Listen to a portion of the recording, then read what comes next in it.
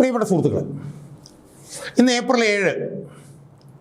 April 9 Keralam polling ബൂത്തിലേക്ക് March ചെയ്യും. April 9 കേരളത്തിലെ ബഹുഭൂരിപക്ഷം, എനിക്കൊന്നൊരു 80% കൂടുതലെങ്കിലും പോളിംഗ് ശതമാനം ഞാൻ പ്രതീക്ഷിക്കുന്നു, അവർ തങ്ങളുടെ സമ്മതിദാനാവകാശം രേഖപ്പെടുത്തും. അത് മെയ് 4 തീയതി ആകുമ്പോൾ അതിൻ്റെ ഫലം എന്താണെന്ന് നമുക്ക് അപ്പോൾ അറിയാൻ കഴിയും. ആ ഫലം UDF-ന് അനുകൂലമായിരിക്കും എന്ന് വിശ്വസിക്കുന്ന ഒരു കമ്മ്യൂണിസ്റ്റുകാരനാണ് ഞാൻ. UDF-ന് അനുകൂലമായിരിക്കും കേരളത്തിലെ തെരഞ്ഞെടുപ്പ് വിജയം എന്ന് വിശ്വസിക്കുന്ന ഒരു കമ്മ്യൂണിസ്റ്റുകാരനാണ് ഞാൻ എന്ന് പറയാൻ കാരണം, കേരളത്തിൽ ജീർണിച്ച് നാമാവശേഷമായ ഒരു CPM ഭരണമാണ് കേരളത്തിൽ ഇരിക്കുന്നത് എന്നുള്ളതുകൊണ്ട്. ഈ ജീർണിച്ച് നാമാവശേഷമായിട്ടുള്ള ഈ CPM ഭരണം, ഈ ചീഞ്ഞെളിഞ്ഞ് പുഴുത്തുനാറി പുഴുവരിച്ചിട്ടുള്ള ഈ CPM ഭരണം അവസാനിക്കണം എന്നാണ് കമ്മ്യൂണിസ്റ്റുകാരനായിട്ടുള്ള ഞാൻ ആഗ്രഹിക്കുന്നത്. ഈ ഭരണം പുറത്തു പോകണം എന്ന് ഞാൻ ആഗ്രഹിക്കും. ഈ ഭരണം പുറത്തു പോകുന്നതിൻ്റെ ഭാഗമായി ഇപ്പോൾ ജയിച്ചു വരാൻ യോഗ്യതയുള്ള ഒരു സംവിധാനം UDF ആയിരിക്കും എന്നുള്ളത് കൊണ്ടാണ് UDF ഈ തെരഞ്ഞെടുപ്പിൽ വിജയിക്കും എന്നും വിജയിക്കണം എന്നും ഞാൻ ആഗ്രഹിക്കുന്നു. സുഹൃത്തുക്കളെ, ഞാൻ ഈ വീഡിയോയിലൂടെ UDF-ന് കിട്ടുന്ന സീറ്റുകളുടെ എണ്ണം സംബന്ധിച്ചിട്ടാണ് എൻ്റെ പ്രേക്ഷകരുമായി ചർച്ച ചെയ്യാൻ ഉദ്ദേശിക്കുന്നത്. എൻ്റെ ഓർമ്മ ശരിയാണെങ്കിൽ 2021 നടന്ന തെരഞ്ഞെടുപ്പിൽ LDF-ന് 99 സീറ്റുകളാണ് ലഭിച്ചത്. 99, 98, 140 ഓമ്പൻ ഭൂരിപക്ഷമായി. എന്ന് മാത്രമല്ല, ജയിച്ച സ്ഥാനാർത്ഥികളുടെ ഭൂരിപക്ഷം തന്നെ വളരെ വളരെ വലുതായിരുന്നു. വലിയ വമ്പൻ ഭൂരിപക്ഷത്തിന് 60,000 വോട്ടിനാണ് KK ശൈലജ ജയിച്ചത്, 50,000 വോട്ടിനാണ് പിണറായി വിജയൻ ജയിച്ചത്, പയ്യന്നൂരിലെ സ്ഥാനാർത്ഥി 42,000 വോട്ടിനാണ് ജയിച്ചത്. അപ്പോൾ വമ്പൻ ഭൂരിപക്ഷത്തിന് 30,000, 40,000, 20,000-ൻ്റെയൊക്കെ ഭൂരിപക്ഷത്തിനാണ് ഇടതുപക്ഷ സ്ഥാനാർത്ഥികൾ വിജയിച്ചത്. 99 പേര് ഇപ്പോൾ ഉണ്ട് എന്നാണ് എൻ്റെ വിശ്വാസം. എന്നാൽ 2026 തെരഞ്ഞെടുപ്പിൽ UDF വിജയിക്കും എന്ന് ആണ് പൊതുബോധ്യം. ജനങ്ങളുടെ പൊതു ധാരണ. പുറത്തേക്ക് വന്നിട്ടുള്ള തെരഞ്ഞെടുപ്പുമായി ബന്ധപ്പെട്ടുള്ള സർവേകളിൽ ഏറിയ പങ്കും 1-2 CPM അനുകൂല TV ചാനലുകളുടെ സർവേകൾ വെച്ച് ബാക്കി എല്ലാം തന്നെ UDF-ന് അനുകൂലമായിട്ടുള്ള ഫലങ്ങളാണ് പ്രവചിച്ചിട്ടുള്ളത്. പൊതുബോധ്യവും ഏതാണ്ട് അങ്ങനെ തന്നെയാണ്.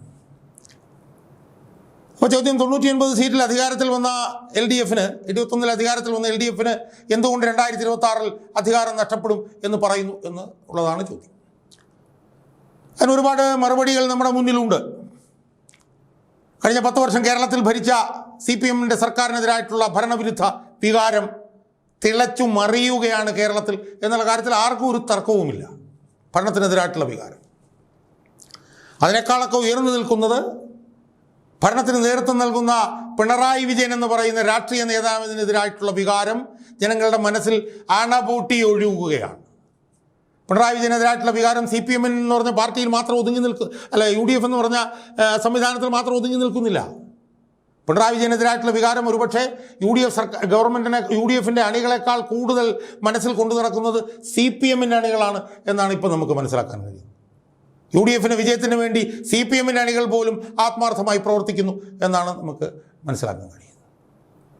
അതുപോലെ തന്നെ CPM എന്ന് പറയുന്നൊരു ഏകശിലാരൂപമാണെന്നാണ് നമ്മുടെ ധാരണ.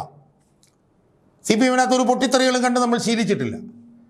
പക്ഷേ ഇത്തവണ CPM തെരഞ്ഞെടുപ്പിനെ നേരിടുമ്പോൾ CPM വലിയ പൊട്ടിത്തെറി അഭിമുഖീകരിച്ചിട്ടാണ് ഈ തെരഞ്ഞെടുപ്പിനെ നേരിടുന്നത് നമുക്ക് കാണാൻ കഴിയും. CPM-ൻ്റെ ഉരുക്കുകോട്ടയായിട്ടുള്ള കണ്ണൂരിൽ പോലും 2 സ്ഥാനാർത്ഥികൾ CPM-നെതിരെ മത്സരിക്കുന്നു. പയ്യന്നൂരിൽ V കുഞ്ഞികൃഷ്ണനും തളിപ്പറമ്പിൽ TK ഗോവിന്ദനും. Palakkad PK Sasi. ഇപ്പോൾ V കുഞ്ഞികൃഷ്ണൻ കണ്ണൂർ ജില്ലാ കമ്മിറ്റി അംഗമായിരുന്നു. TK ഗോവിന്ദൻ കണ്ണൂർ ജില്ലാ സെക്രട്ടേറിയറ്റ് അംഗമായിരുന്നു. പാലക്കാട് ഒറ്റപ്പാലത്ത് മത്സരിക്കുന്ന PK ശശി CPM-ൻ്റെ ആലപ്പുഴ ജില്ലാ സെക്രട്ടേറിയറ്റ് അംഗമായിരുന്നു. ഇനി നമ്മൾ ആലപ്പുഴയിലേക്ക് വന്നാൽ അമ്പലപ്പുഴയിൽ മത്സരിക്കുന്ന G സുധാകരൻ 43 വർഷം CPM-ൻ്റെ സംസ്ഥാന കമ്മിറ്റിയിൽ ഉണ്ടായിരുന്നു. 10 വർഷക്കാലം മന്ത്രിയുമായിരുന്നു നേതാവാണ്. ഇനി അത് മാത്രമാണോ? ഐഷ പോറ്റി 2 തവണ CPM-ൻ്റെ MLA ആയിരുന്നു. അവർ UDF-ൻ്റെ പിന്തുണയോടുകൂടി മത്സരിക്കുന്നു. CPM-ൽ നിന്ന് BJP-യിലേക്ക് പോയ S രാജേന്ദ്രൻ, അദ്ദേഹം BJP-യുടെ സ്ഥാനാർത്ഥിയായിട്ട് ഇടുക്കി ജില്ലയിലെ ഒരു മണ്ഡലത്തിൽ മത്സരിക്കുന്നു. കെ അജിത്ത് എന്ന് പറഞ്ഞ CPIയുടെ ഒരു പിന്നെ MLA ഇപ്പം വൈക്കത്ത് BJPയുടെ സ്ഥാനാർത്ഥിയായി മത്സരിക്കുന്നു. KK മുകുന്ദൻ എന്ന് പറഞ്ഞിട്ട് ഒരു പിന്നെ CPIയുടെ മുൻ MLA ആയിരുന്ന ആൾ ഇപ്പോൾ BJPയുടെ സ്ഥാനാർത്ഥിയായി നാട്ടികയിൽ മത്സരിക്കുന്നു. അപ്പോൾ പതിവിന് വിരുദ്ധമായി ഏകശിലാരൂപമായി ഒറ്റക്കെട്ടായി തെരഞ്ഞെടുപ്പിൽ മത്സരിക്കുന്ന CPMൽ വലിയ പൊട്ടിത്തെറിക്ക് ഇത്തവണ കാരണമായിരിക്കുന്നു. അഴിമതി, സ്വജനപക്ഷപാതം, മാഫിയ ബന്ധം, സ്പിരിറ്റ് മാഫിയ ആയിട്ടുള്ള ബന്ധം, ഇതൊക്കെയാണ് CPMനെതിരെ ആരോപിക്കപ്പെടുന്നത്. അപ്പോൾ CPM ഇന്ന് വലിയ പൊട്ടിത്തെറിയുടെ വക്കിൽ നിൽക്കുന്നു. അപ്പോൾ ഭരണവിരുദ്ധ വികാരം, പിണറായി വിരുദ്ധ വികാരം, CPMനകത്തുള്ള പൊട്ടിത്തെറി, അതുകൂടാതെ ശബരിമല പെരുങ്കൊള്ള, അതിൻ്റെ വിശദാംശങ്ങളിലേക്ക് ഞാൻ പോകുന്നില്ല, കാരണം ഞാൻ ഒരുപാട് തവണ ആ വിഷയം ചർച്ച ചെയ്തിട്ടുള്ളതാണ്. അത് ഭൂരിപക്ഷ സമുദായങ്ങളിൽ ഉണ്ടാക്കിയിട്ടുള്ള ഒരു വലിയ ഒരു അസ്വസ്ഥത, ആശങ്ക, ആശയക്കുഴപ്പം. അതുപോലെ തന്നെ ന്യൂനപക്ഷങ്ങൾ ഇടതുപക്ഷത്തിനെതിരായിട്ട് ധ്രുവീകരിക്കപ്പെട്ടിരിക്കുന്നത് നമുക്കറിയാം. 2021 മുസ്ലിം ന്യൂനപക്ഷവും ക്രിസ്ത്യൻ ന്യൂനപക്ഷവും LDFന് അനുകൂലമായിരുന്നു. മുസ്ലിം ന്യൂനപക്ഷത്തിൽ തന്നെ വലിയ വിഭാഗം LDFന് അനുകൂലമായിരുന്നു. ക്രിസ്ത്യൻ മതവിഭാഗം ഒറ്റയടിക്ക് മാണി ഗ്രൂപ്പ് LDFലേക്ക് പോകുന്നതിലൂടെ അവർ പിന്നെ LDFലേക്ക് ചായുക. എന്നാൽ ഇന്നത്തെ അവസ്ഥ എന്താ സുഹൃത്തുക്കളെ? മുസ്ലിം ജനസാമാന്യം പരിപൂർണമായി UDFനൊപ്പം നിൽക്കുന്നു. ക്രിസ്ത്യൻ മതസമുദായവും ഏതാണ്ട് പരിപൂർണമായി UDFനൊപ്പം നിൽക്കുന്നു. ഇപ്പോൾ ഈ വന്നിരിക്കുന്ന FCRA ഭേദഗതി അതൊക്കെ കൂടെ ചേർത്ത് വായിക്കുമ്പോൾ ക്രിസ്ത്യൻ മതന്യൂനപക്ഷം വലിയ തോതിൽ UDFന് അനുകൂലമായി നിൽക്കുന്നു. അപ്പോൾ സർക്കാർ വിരുദ്ധ വികാരം, പിണറായി വിരുദ്ധ വികാരം, CPMലെ പൊട്ടിത്തെറി, പിന്നെ ശബരിമല പെരുങ്കൊള്ള, മുസ്ലിം ജനസാമാന്യത്തിൻ്റെ ധ്രുവീകരണം, ക്രിസ്ത്യൻ ജനസാമാന്യത്തിൻ്റെ ധ്രുവീകരണം, ശബരിമല പെരുങ്കൊള്ളയുടെ ഭാഗമായി ഹിന്ദു ജനവിഭാഗത്തിലുണ്ടായിട്ടുള്ള ധ്രുവീകരണം, ഇതെല്ലാം കൂടെ നോക്കുമ്പോൾ വലിയ ഭീഷണിയാണ് CPM നേരിടുന്നതിന് വല്ല തർക്കമുണ്ടോ സുഹൃത്തുക്കളെ? അപ്പോൾ സ്വാഭാവികമായും നിങ്ങൾക്ക് ചോദിക്കാം CPM എത്ര സീറ്റിലേക്ക് ചുരുങ്ങും എന്ന്. ഞാൻ പൊതുവിൽ ചോദിക്കുന്ന ചോദ്യം, ഏത് ജില്ലയിൽ നിന്നാണ് CPMന് സീറ്റ് കിട്ടാനുള്ള സാധ്യത? ഞാൻ പറഞ്ഞ കണ്ണൂർ ജില്ലയിൽ വലിയ പ്രതിസന്ധിയാണ് നേരിടുന്നത്. CPM ഉറച്ച കോട്ടയായി കരുതിയിരുന്ന തൃക്കരിപ്പൂരിൽ വലിയ മത്സരം, പയ്യന്നൂരിൽ മത്സരം, തളിപ്പറമ്പിൽ മത്സരം, മട്ടന്നൂരിൽ മത്സരം, തലശ്ശേരിയിൽ മത്സരം, 5 മണ്ഡലങ്ങളിൽ വലിയ മത്സരം നടക്കുന്നു. കോഴിക്കോട് എല്ലാ മണ്ഡലങ്ങളിലും വലിയ മത്സരം നടക്കുന്നു. ബേപ്പൂർ മുഹമ്മദ് റിയാസ് വലിയ മത്സരം നേരിടുന്നു. 42 വർഷമായി ജയിച്ചു വന്നിരുന്ന പേരാമ്പ്രയിൽ ഉൾപ്പെടെ വലിയ മത്സരം പിന്നെ കോഴിക്കോട് നേരിടുന്നു. മലപ്പുറത്ത് CPM മത്സരരംഗത്ത് പോലും ഇല്ല എന്നുള്ളതാണ് അവസ്ഥ. കഴിഞ്ഞ തവണ 4 പേര് CPMന് ജയിച്ചതാണ്, ഇടതുപക്ഷം ജയിച്ചതാണ്. ഇപ്പം അവർ മത്സരരംഗത്ത് പോലും ഇല്ല എന്നുള്ളതാണ് അവസ്ഥ. പാലക്കാടത്തെ അവസ്ഥയും നമ്മൾ കണ്ടു. അവിടെയാണ് PK ശശിയുടെ നേതൃത്വത്തിലുള്ള വലിയൊരു പിന്നെ പ്രതിസന്ധി അവിടെ രൂപപ്പെട്ടിരിക്കുന്നത്. വയനാടും CPMന് വലിയ പ്രതീക്ഷ പറയാനില്ല. ഇങ്ങോട്ട് തെക്കൻ കേരളത്തിലേക്ക് വന്നാൽ അവിടെ എല്ലാം വലിയ പ്രതിസന്ധിയാണ്. തൃശ്ശൂരിൽ CPMന് പ്രതിസന്ധി, AC മൊയ്തീനെ പോലുള്ള കള്ള നാണയങ്ങളെ അഴിമതിക്കാരെ അവിടെ മത്സരിപ്പിച്ചിരിക്കുന്നു. കോട്ടയത്ത് പ്രതിസന്ധി, ഇടുക്കിയിലും പത്തനംതിട്ടയിലും കൊല്ലത്തും തിരുവനന്തപുരത്തും എല്ലാ ജില്ലയിലും CPMന് വലിയ പ്രതിസന്ധിയാണ്. അപ്പോൾ ഞാൻ ചോദിക്കുന്നത്, എവിടെ നിന്നാണ് CPMന് സീറ്റ് കിട്ടാനുള്ള സാധ്യത എന്നത് എന്നോട് ചോദിച്ചാൽ എനിക്ക് അങ്ങനെ കൃത്യമായി അതിനൊരു മറുപടി തരാനില്ല എന്നാണ് എനിക്ക് സൂചിപ്പിക്കുക. അപ്പോൾ അത് ഏറ്റവും പുതിയതായി വന്നിരിക്കുന്നത് എന്താണ്? വൈക്കത്ത് തലയാഴത്ത് CPIയുടെ പിന്നെ തെരഞ്ഞെടുപ്പ് കമ്മിറ്റി ഓഫീസിൽ ഒരു CPI പ്രവർത്തകൻ പോയി തൂങ്ങി മരിച്ചിരിക്കുന്നു സുഹൃത്തുക്കൾ. എന്ന് ആലോചിച്ച് നോക്കൂ, തൂങ്ങി മരിച്ചിരിക്കുന്നു CPIയുടെ തെരഞ്ഞെടുപ്പ് കമ്മിറ്റി ഓഫീസിൽ. CPIയുടെ പ്രാദേശിക നേതാക്കളുടെ പീഡനം സഹിക്കവയ്യാതെ ഒരു CPIക്കാരൻ തന്നെ പോയി തൂങ്ങി മരിച്ചിരിക്കുന്നു. രണ്ടാമത്തെ വസ്തുത എന്താ?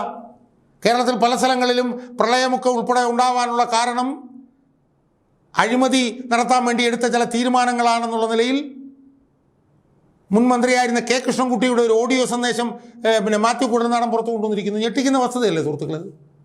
K കൃഷ്ണൻകുട്ടിയുടെ ഓഡിയോ സന്ദേശം പുറത്തു കൊണ്ടുവന്നിരിക്കുന്നു.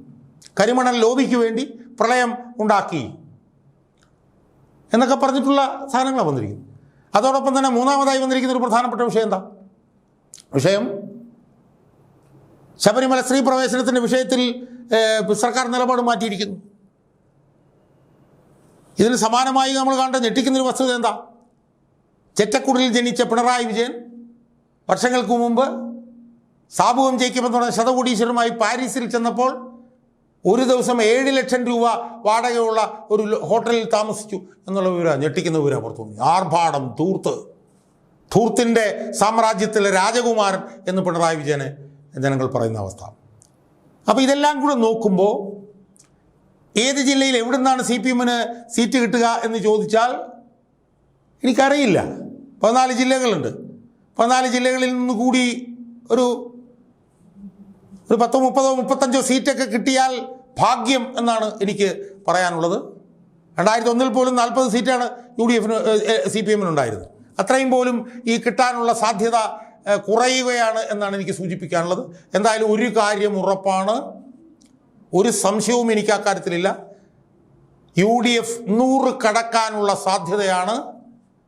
UDF 100 സീറ്റിന് മുകളിൽ വിജയിക്കാനുള്ള സാധ്യതയിലേക്കാണ് ഈ തെരഞ്ഞെടുപ്പ് അവസാന ഘട്ടത്തിൽ എത്തി നിൽക്കുമ്പോൾ അതിലേക്കാണ് സാധ്യതകൾ വിരൽ ചൂണ്ടുന്നത് എന്നാണ് എനിക്കെൻ്റെ പ്രേക്ഷകരോട് ഈ തെരഞ്ഞെടുപ്പിന് ഒരു ദിവസം മുമ്പുള്ള ഈ ഒരു സമയത്ത് എനിക്ക് പറയാനുള്ളത്.